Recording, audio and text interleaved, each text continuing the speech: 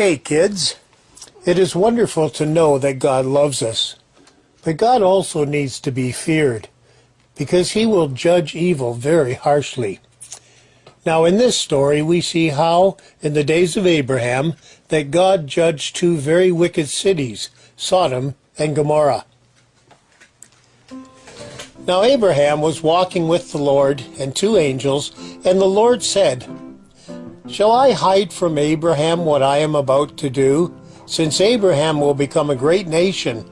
For I have chosen him so that his descendants after him will keep the law of the Lord, by doing what is right and just." So the Lord said to Abraham, "The cry of Sodom and Gomorrah is great, and their sin is very grave.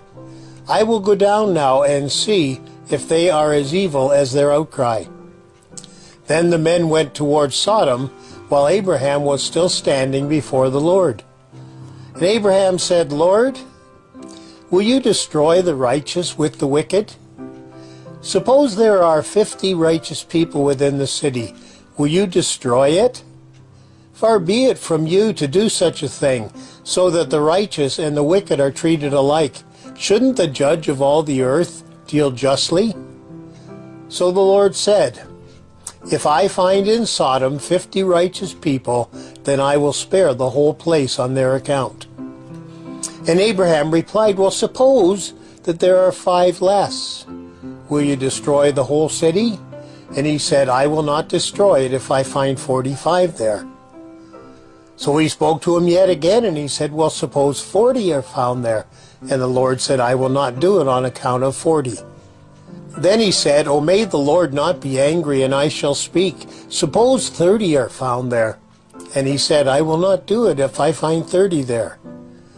And he said, "Well, suppose 20 are found there." And he said, "I will not destroy it on account of the 20. Then he said to the Lord, "Do not be angry, and I will speak only once more. Suppose 10 are found there." And he said, "I will not destroy it on account of the 10. As soon as he had finished speaking to Abraham, the Lord departed, and Abraham returned to his place. Now the two angels came to Sodom in the evening, as Lot was sitting in the gate of Sodom. When Lot saw them, he stood up to meet them.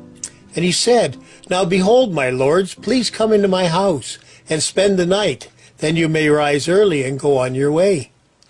They said, however, "No, but we shall spend the night in the square." So Lot urged them strongly. So they entered his house, and he prepared a feast for them, and baked unleavened bread, and they ate.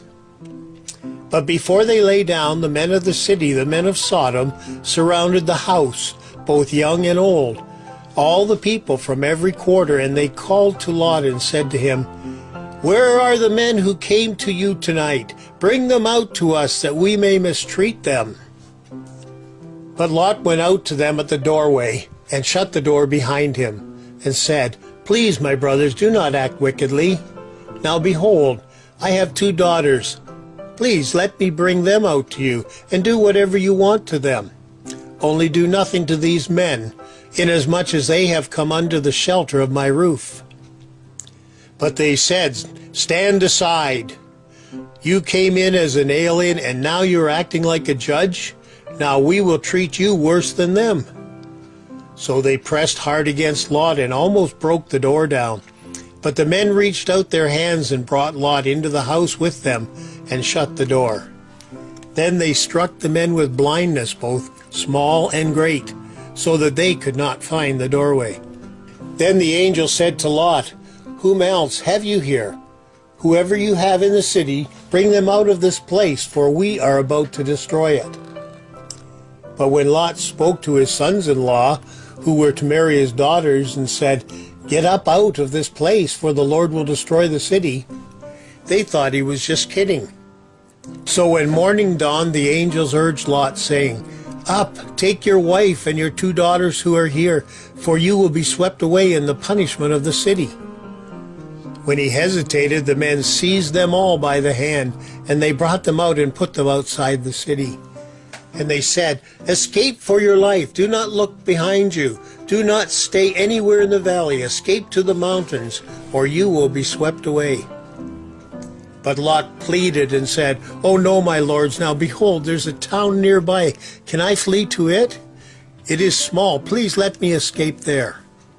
So they said to him, "Behold, I grant you this. Hurry up, escape there, for I cannot do anything until you arrive there."